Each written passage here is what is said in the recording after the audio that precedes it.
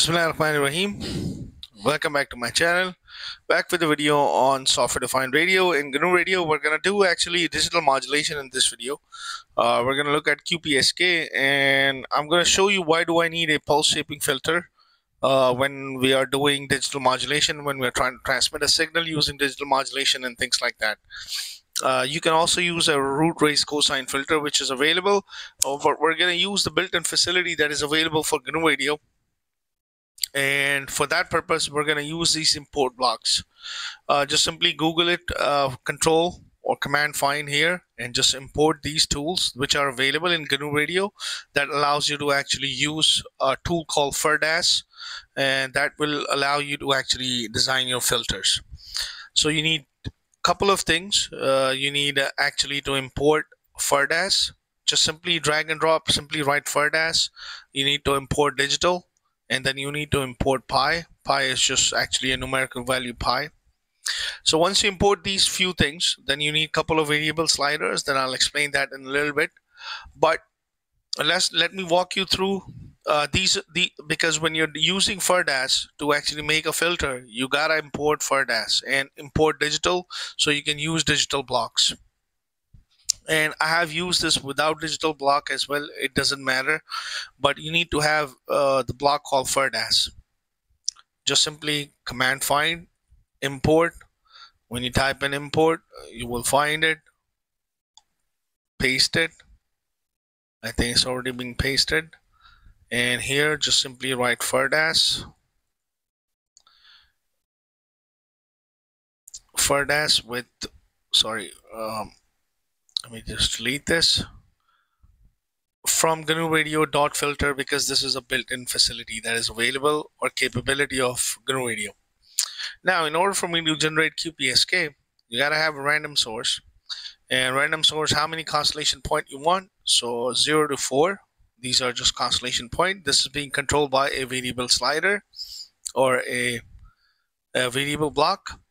This is going into a chunks to symbol block. What it will does that it will take those symbols which are coming out from here, samples, and it's going to map it to a symbols. So in constellation diagram, you will see 4 points, and in symbol table, you just define those points. So 1 point location would be 1 minus 1j, 1 plus 1j, minus 1 plus 1j, minus 1 minus 1. So you can see that these are constellation points which are going from +1 to -1, and -1 to +1, and +1 to -1, and so on. So this is basically just mapping those symbol points. All right, after this, you can have a throttle block, and you're just monitoring this using a GUI sync. GUI sync means basically it will comprise of your time sync graph, frequency sync graph, constellation diagram, and waterfall, all of them together. One sync has it all.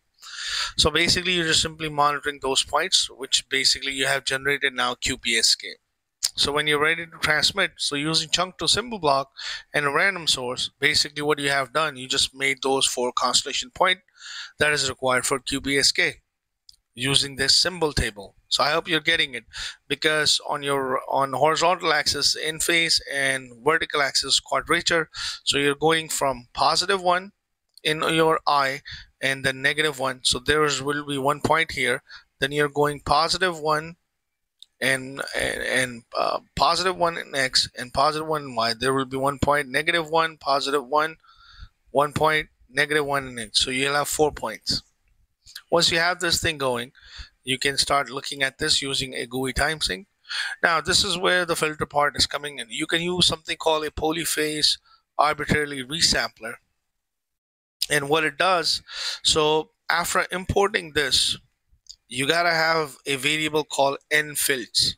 This nfilt block that is there, this nfilt block, this is actually part of that FIRDAS that you have imported. So let's keep this value to be 32. This is sort of like a default value when you look at this tutorial on FIRDAS. So let's just keep this to 32, and this is an actual name. You cannot give any other name to it. It has to have nfilt. So that is 32. Now you got to define certain tabs. Now this SPS, which is samples per symbol, so if you remember it from M-array coding, basically what it means that it's going to map 2 bits to 4 different locations. You will have 0, 0, 0, 1, 1, 0, 1, 1, and they would be represented by different phases. So SPS turns out to be 4. Then you have TX taps. Number of filters is going to be 32, which is given by n filts. And these are the value which are same. Now this is where you're going to define TX taps, TX underscore taps. This is where you're going to define your pulse shaping tap. Now when I look at this pulse shaping tap, TX tap, which is your transmitting tap, that is given by this variable right here, right here. Now this is how you design these using FERDAS. You gotta write FERDAS dot root underscore raised cosine. The first parameter is going to be your n filts. The second you can leave it as is as well. You will have an axis bandwidth. You have something called n taps. These are different values that you're required to have for your raised root cosine filter. And n filts, we already know what that is actually 32. What is n taps? N taps is going to be 11 times n filts, 11 times 32 times SPS, which is 4. So these are different values. And of course, just like in root raised cosine filter, you gotta have axis bandwidth that can go from 0.35 all the way up to 0.50. So you have just chosen this to be 0.45.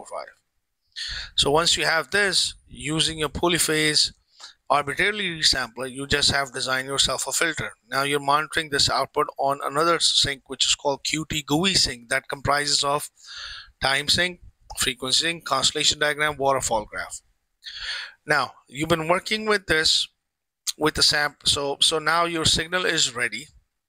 All right, your signal is ready. You have generated QPSK signal. Now that signal has gone through your polyphase signal or a pulse shaping filter.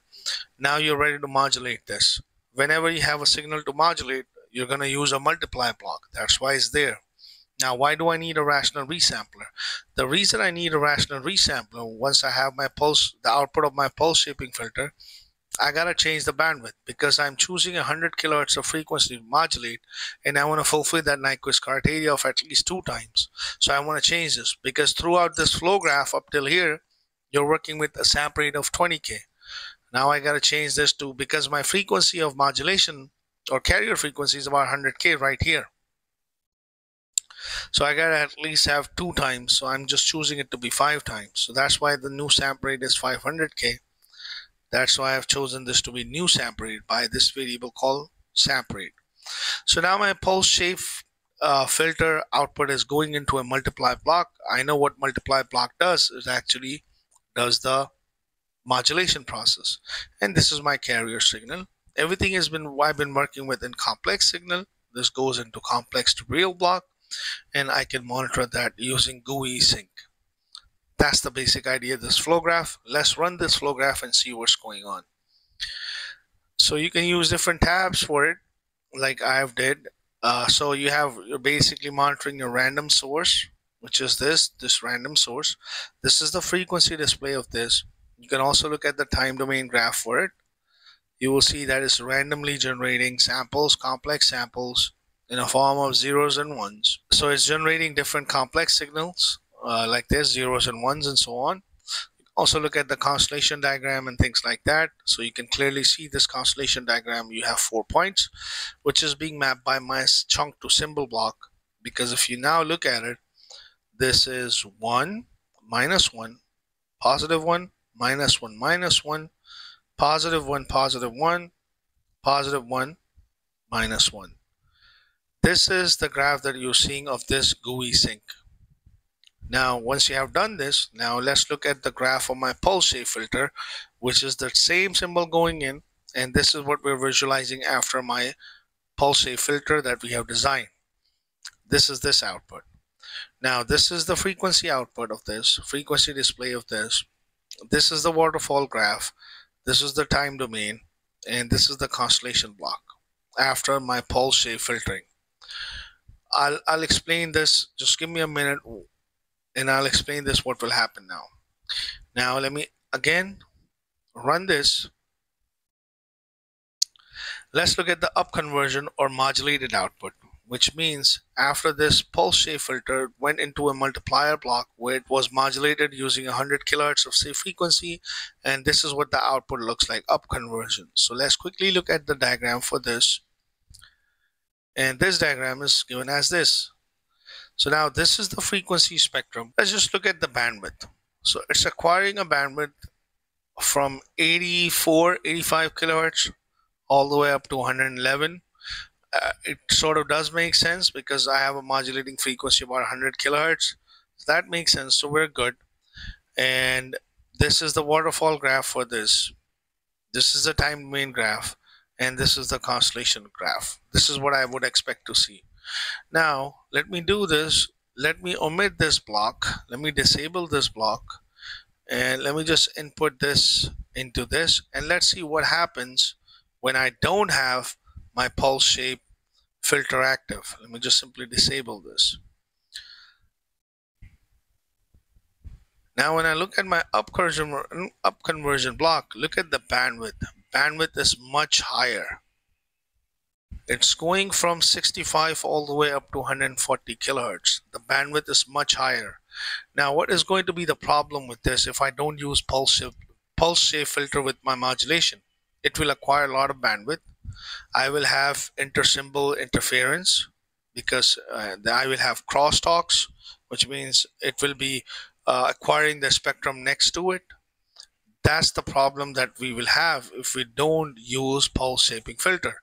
Now, if you would just notice this from 65 to 140, now when I enable this, let me enable this, let me enable this, enable this.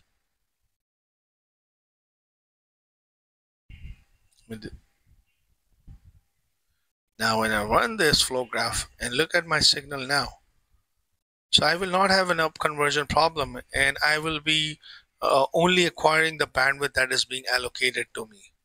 Now you're going from only 87 all the way up to 115, 116 kilohertz. So that's why we gotta have a pulse shaping filter, because we want to save bandwidth. Why do I want to save bandwidth? Don't forget, when we use a square wave or any kind of a random signal which consists of zeros and ones, we know that square wave takes a whole bunch of bandwidth. And when you're modulating this, it will try to acquire the bandwidth. That's why you need to have a pulse shaping filter that will limit the signal in while keeping the integrity of my baseband signal as well. So I hope you like this small tutorial on pulse shaping filter using QPSK and what is the purpose of pulse shaping filter. If you have any questions, leave it in the comment section, and please don't forget to like and subscribe to my channel.